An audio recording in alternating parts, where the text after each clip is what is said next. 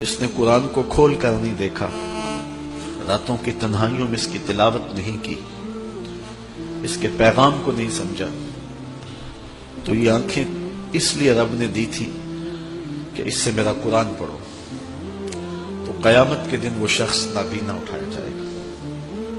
میرے حضور نے ارشاد فرمایا کہ راتوں کی تنہائیوں میں اٹھ اٹھ کے قرآن پڑھا کرو اور قرآن پڑھتے ہوئے رویا کرو۔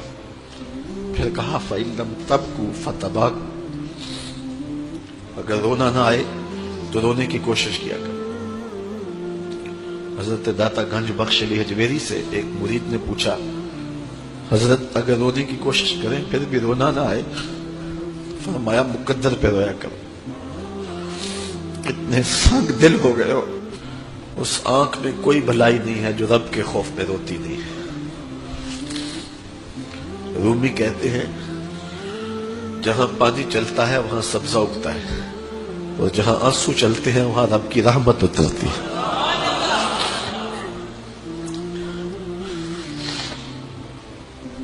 تو کہا راتوں کی تنہائیوں میں اٹھ اٹھ کے قرآن پڑھا کرو، قرآن خود نور دیتا ہے، اس کی تلاوت کیا کرو۔ ایک حدیث ہے، جب میں نے پہلی بار پڑھی تھی تو میرے اوپر ایک کپ کپی طاری ہو گئی، اور وہ لمحے دوبارہ تو نہیں اس انداز سے مل سکے، لیکن جب بھی میں پڑھتا ہوں ایک گھاس ملتا ہے۔ فرمایا قرآن یہ اللہ کی وہ لٹکتی ہوئی رسی ہے جس کا ایک سرا تمہارے ہاتھ میں ہے اور دوسرا سرا تمہارے رب کے ہاتھ میں۔ کرنٹ لگتا ہے کہ یہ وہ قرآن ہے جس کا ایک سرا رب کے ہاتھ میں ہے تو دوسرا سرا تمہارے ہاتھ میں ہے۔ تو کہا قرآن ڈائریکٹ فیض دے گا، قرآن ڈائریکٹ نور دے گا۔ علامہ اقبال نے اپنے ایک ملنے والے کو خط لکھا، کہا ترجمہ نہیں بھی آتا تو پھر بھی تلاوت کرو، خالی تلاوت کرنے والے کے قلب کا تعلق حضور کے دل سے جڑ جاتا ہے۔ سیارہ ڈائجسٹ کا ایک قرآن نمبر چھپا تھا، اس میں ایک شخص کی کہانی لکھی تھی کہ قبر کھودتے اس کی قبر کھل گئی، لوگوں نے دیکھا کہ قبر میں روشنی ہے اور کفن بھی میلا نہیں ہوا، اور وہاں گلاب اگے ہوئے ہیں جس کی خوشبو سے ماحول میں عطر پھیلا ہے۔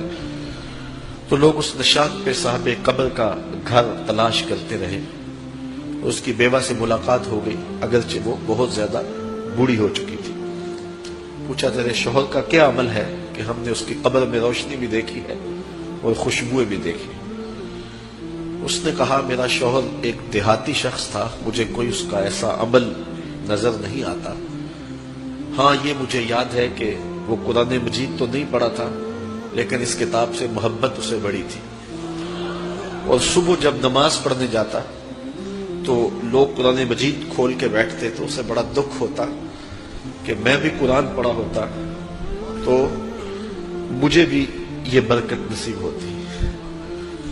اب گھر آتا تو اس کے قدم بوجھل ہوتے، گھر آ کے طاق پہ پڑے ہوئے قرآن مجید کے نسخے کو اٹھاتا اور کھولتا اور ایک ایک سطر پہ انگلی رکھتا اور کہتا مالک مجھے نہیں پتا یہ کیا لکھا ہے، لیکن جو لکھا ہے سچ لکھا ہے۔ پھر نیچے آ جاتا، کہتا مالک مجھے نہیں پتا یہ کیا لکھا ہے، میری بدقسمتی کہ مجھے نہیں پتا، لیکن جو لکھا ہے سچ لکھا ہے، تیرا کلام ہے۔ انگلیاں پھیرتا جاتا اور یہ کہتا چلا جاتا یہ بھی حق ہے، یہ بھی حق ہے، یہ بھی حق ہے اور یہ بھی حق ہے۔ تو آج اس کی قبر میں جو اجالے پھیلے ہوئے ہیں تو اس قرآن کی محبت کی وجہ سے ہے۔ اللہ ہم سب کی قبروں میں روشنیاں کر، چونکہ ہماری تحریک قرآن مجید کی تحریک ہے تو اللہ کی کرم نوازیاں ہو جائیں۔ ہم اس کتاب کا حق تو ادا نہیں کر سکتے لیکن نوکری تو اللہ نے ہمیں نصیب کر دی ہے۔ اللہ اس کتاب کی برکتیں ہمیں نصیب کرے۔ تربیت کا اصول اہل علم نے بتایا ہے کہ 7 سال تک بچے کو سینے سے چمٹا کے رکھو، 7 سال سے لے کر 14 سال تک بچے کو غلام بنا کے رکھو، 14 سال سے لے کر 21 سال تک بچے کو دوست بنا کے رکھو، اس کے بعد 21 سال کے بعد ان کی تربیت مکمل ہو جائے گی۔ یہ 3 مراحل ہیں۔ پہلے 7 سال گود میں اٹھا کے رکھو، اور آج بھی بعض جگہ پہ، یہاں جاپان کے اندر اب انہوں نے اجازت دیا کہ 7 کے 8 سال کے بعد بچہ اسکول جائے گا۔ پہلے 10 سال تک غالباً ان کا تھا، 10 سال تک وہ اسکول نہیں جانے دیتے تھے بچے کو کہ ماں ہی تربیت کرے۔ سب سے بہتر تربیت کی درس گاہ، آماج گاہ یہی ہے ماں کی آغوش۔ تو یہ جو 3 ساڑھے 3 سال کے بچوں کو ہم ماں اپنے سے دور کرنے کی کوشش کرتی ہے، نہیں، 7 سال بچے کو سینے سے چمٹا کے رکھے اور زیادہ وقت ماں دے، اور عمل سے سیکھتا ہے۔ اس لیے جب کوئی ماں باپ بن جائے تو اپنی عادتیں پرانی چھوڑ دیں اور اچھی عادتیں اختیار کرے، تاکہ وہ عادتیں اولاد کے اندر منتقل ہوں۔ الوالد سر لابیہ، عمومی قاعدہ یہ ہے کہ والدین کا عکس ہوتی ہے اولاد، والدین کا راز ہوتی ہے اولاد۔ بہت سارے لوگ آتے ہیں ہمارے پاس، جناب یہ ہمارے بچوں کو کوئی تعویذ دے دو، کوئی ان کے لیے دم کر دو، ان کو اپنا مرید بنا لو، ان کو اپنے پاس رکھ لو، ان کو اپنی صحبت میں رکھو، یہ نماز بھی نہیں پڑھتا، چلو ہم نہیں پڑھتے تو یہ تو پڑھے۔ تو میں کہتا ہوں جب آپ نہیں پڑھتے تو یہ کیوں پڑھے؟ یہ کیسے؟ یہ اصول یہ ہے کہ آپ کریں گے تو یہ کرے گا، لیکن آپ کہتے ہیں کہ ہم نہیں کرتے یہ تو کرے۔ ایک چور بھی چاہتا ہے کہ میرا بیٹا ولی ہو، جس طرح آپ ماحول فراہم کریں گے اس طرح کا جو ہے وہ عکس آپ کا اولاد ہوگی۔ حضور نے فرمایا ہر پیدا ہونے والا بچہ فطرت اسلام پہ پیدا ہوتا ہے، فطرت سلیمہ پہ پیدا ہوتا ہے۔ اب اس کے ماں باپ اس کو عیسائی بناتے ہیں، اس کے ماں باپ اس کو یہودی بناتے ہیں، اس کے ماں باپ اس کو مجوسی بناتے ہیں۔ تو یہ عمومی طور پہ ماحول اس کو فراہم کرتا ہے، لیکن فطرتاً اگر اس کو کوئی سبق ماں باپ کی طرف سے نہ ہو تو وہ فطرتاً اسلام پہ ہو، کیونکہ فطرت سلیمہ یہ ہر شے کی اصل ہے۔